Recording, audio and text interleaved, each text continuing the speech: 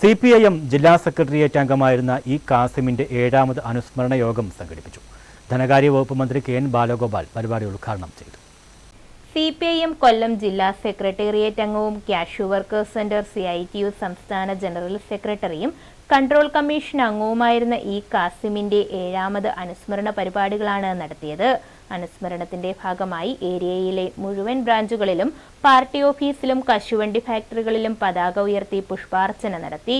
CPIM Kunnathur area committee ഓഫീസിൽ ജില്ലാ secretary S Sudevan പതാക ഉയർത്തി. തുടർന്ന് വൈകിട്ട് 5-ന് ഭരണിക്കാവ് CK സ്മാരക ഹാളിൽ നടന്ന അനുസ്മരണ യോഗം ധനകാര്യ വകുപ്പ് മന്ത്രി കെ എൻ ബാലഗോപാൽ ഉദ്ഘാടനം ചെയ്തു.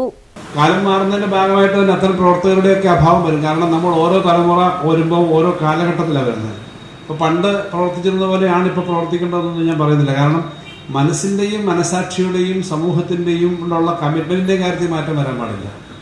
പണ്ടുണ്ടായിരുന്നത് ഉള്ള അത്ര പരിമിതമായ സൗകര്യം ഇവിടുന്ന് ഈ ഭാഗത്തു നിന്നൊക്കെ കിഴക്കൻ മേഖലയിലേക്ക് ചാർജായി പോയി അവിടുത്തെ പാർട്ടി ലോക്കലിൻ്റെയും ഒക്കെ ചാർജ് എടുത്ത് അവിടെ താമസമാക്കിയ ആളുകളുണ്ട്. ഇവിടുന്ന് പോയിട്ട് ഇപ്പോഴും അവിടെ സെറ്റിൽ ചെയ്തിട്ട് ആളുകളുണ്ട്. അതിൻ്റെ അടുത്ത തലമുറ ഇപ്പോൾ അവിടെ ഉണ്ട്. CPIM Kunnathur area secretary TR Sankara Pillai അധ്യക്ഷത വഹിച്ചു.